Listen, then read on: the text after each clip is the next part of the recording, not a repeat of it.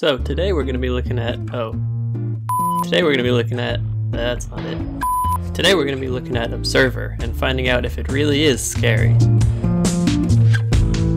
Since I spent the majority of my time in Observer playing this minigame, I'm going to have to say no, it's not really that scary. But there are other parts to look at. Observer's gameplay can be broken down into a couple major sections. Those include things like solving puzzles,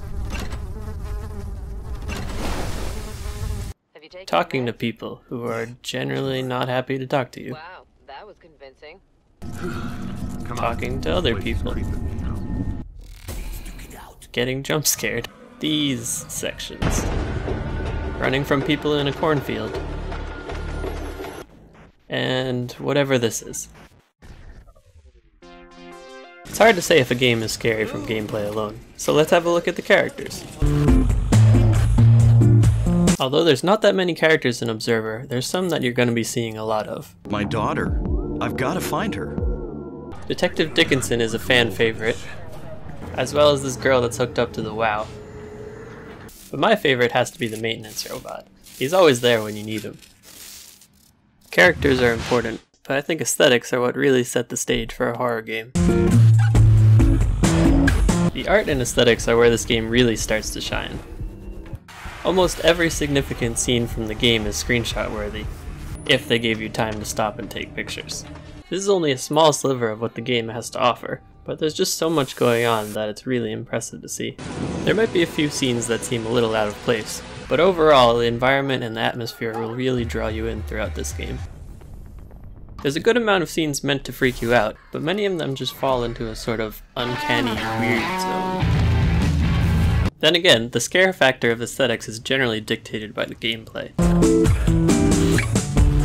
You'll start off the game with just a motion sensor to avoid combat.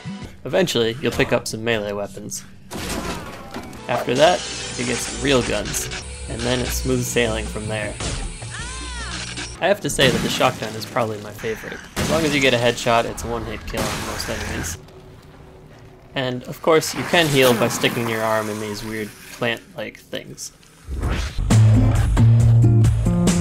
Most of the puzzles you'll see will be about finding items in the environment and putting them into keypads. Of course, there's also the dreaded matching puzzles.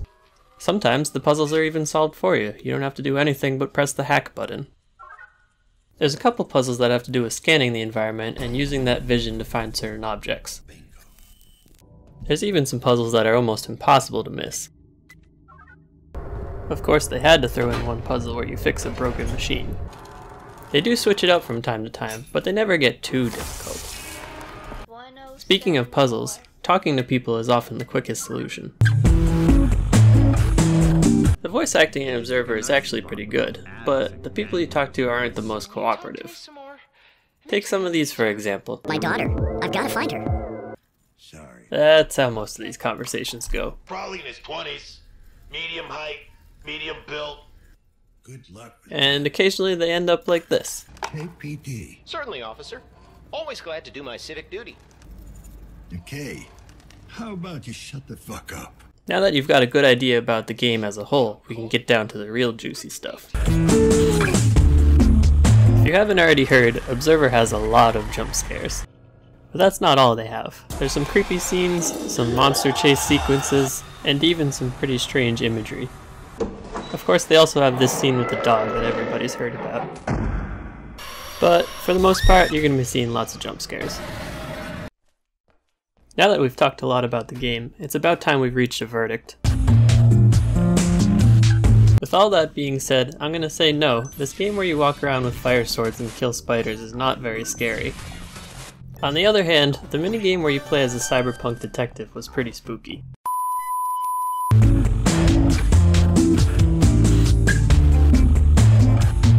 My daughter. I've got to find her.